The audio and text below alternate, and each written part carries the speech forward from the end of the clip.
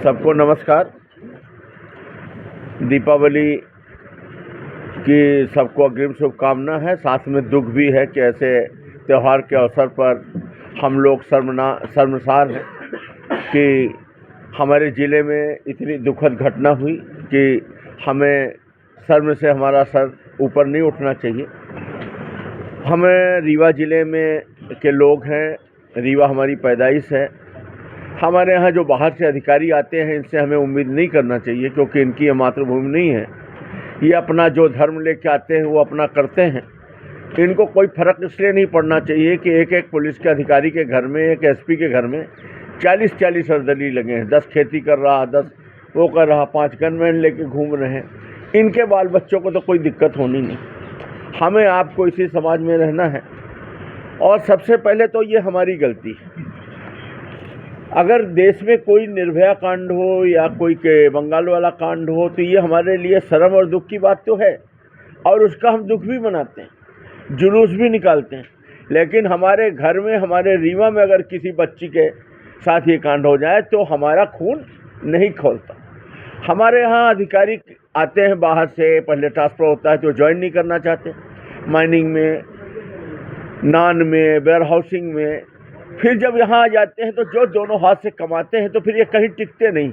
इनकी आत्मा बार बार यही भटक के लौटती है। क्यों?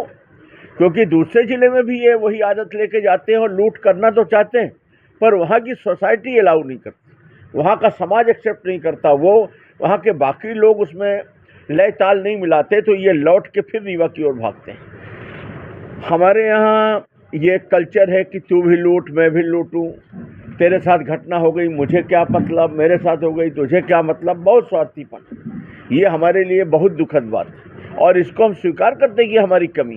क्या ये पुलिस के अधिकारी नहीं देख रहे कितनी बड़ी घटना घट गई और रीवा का आदमी अपने घरों में बढ़िया बैठा मज़े में है, तो वो क्यों हमारे बीच में करेंगे? अभी ये दूसरे ज़िले में होता, मध्य प्रदेश के किसी और जगह या देश के किसी और जगह में होता, तो पूरा प्रदेश हिल गया होता इस कांड से। आज हमें दूर के कांड के लिए मोमबत्ती का जुलूस लेके निकलते हैं, अपने घर की बच्ची के लिए हम नहीं निकल सकते। तो ये यहाँ के अधिकारी देख रहे हैं तो वो क्यों ना करें, उनको क्या फ़र्क पड़ता है? इतनी बड़ी घटना घट गई, कोई नेता ये कृत्य नहीं चाहता, चाहे वो पक्ष का हो, चाहे विपक्ष का हो, चाहे हमारे विरोधी हो। हम ये नहीं कहेंगे कि कोई भी ऐसा कृत्य चाहता है, पर रीवा में लगातार आप देख रहे हैं, आप सब जानते हैं, आप समाज के बीच रहते हैं, कि रीवा की आम आदत, आम घटनाओं में हो गया है कि लोग इस तरह की घटनाएं ये कुछ सामने आ जाती हैं, बाकी रोज हो रही, ये नशेगत हो रही। हमारे नेता ये ऐसे नहीं चाहते कि नशेगत मतलब ये कोई इस तरह का बलात्कार के केस हो, साथ साथ दरिंदे किसी बच्ची के साथ ये सब करें, घर घर जो लूट हो रही, रोज गोलियां चल रही, लेकिन कोरेक्स बिछवाना चाहते हैं। एक तरफ उड़ता पंजाब था तो आज है बहता रीवा। रीवा में कोई रिश्ता करने को तैयार नहीं। हर कोई जानता है कि रीवा मतलब कोरेक्स सिटी, नशे की चपेट में है रीवा। ये आखिर ये हमारे नेता ऐसे अधिकारियों को क्यों संरक्षण दे रहे हैं? ऐसे पैकार करने वालों को, ऐसे पैकारी करने वालों को अपने बगल में बैठाकर क्यों फोटो खिंचवा रहे हैं? क्यों उनके ऊपर हाथ रखे हुए हैं? जो टीआई शराब के कारोबार में, नशे के कारोबार में पार्टनर है, पूंजी लगाए हैं, उनका स्थानांतरण क्यों नहीं हो रहा? ये सब एक ज्वलंत प्रश्न है जो सबके सामने हो रहे हैं, और ये जो संरक्षण की राजनीति है, इसी के कारण आज हमारा रीवा जिला कोरेक्स सिटी बन चुका है। अब वो जो अपराधी पुलिस के साथ फोटो खिंचाएंगे, पैकारी करेंगे, उनके साथ बैठेंगे उठेंगे, वो क्यों डरेंगे? आपको एक नई चीज़ मैं बता रहा हूँ, आप इस पे उतरिए।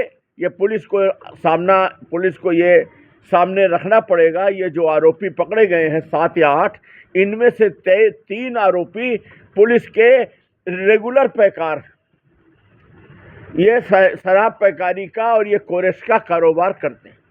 ये वही नशेगत अपराध है जो रीवा में नशेगत अपराध फैला। रीवा में आप ये बताइए, दुश्मनी के नाम पर कौन किसको गोली चला रहा है?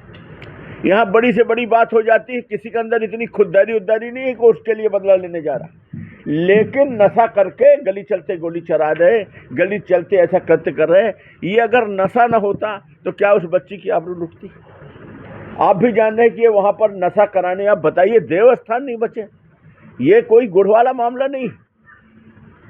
पिछले चुनाव के, जो विधानसभा का चुनाव हुआ है उसके ठीक पहले हमारे यहाँ जो वर्तमान टीआई हैं, इन्हीं के कार्यकाल में सेमरिया में, पूर्वा प्रपात में सेम यही घटना घटी थी। उस परिवार को, वो परिवार रिपोर्ट लिखाने के लिए तैयार नहीं हुआ। हम सब कुछ जानते हैं, लेकिन हम उसका, एक तो उसकी इज्जत क्यों खराब हो, दूसरा बात पुरानी हो गई, तीसरा वो मना कर देगा तो क्या रह जाएगा। लेकिन ये बात पुलिस को भी मालूम थी, पुलिस तक ये बात थी। हमने लिख कर दिया है, नया परसीमन हुआ, हमने इस शर्त पे उसमें दस्तखत भी किया, कई लेटर लिख के दिए कि हमारे यहाँ पूर्वा प्रपात और बसावन मामा में इस तरह की घटना होती हैं। अभी 2 महीना पहले बसावन मामा में घटना हुई, महिला वो रिपोर्ट कराने गई, टीआई ने समझौता करा दिया।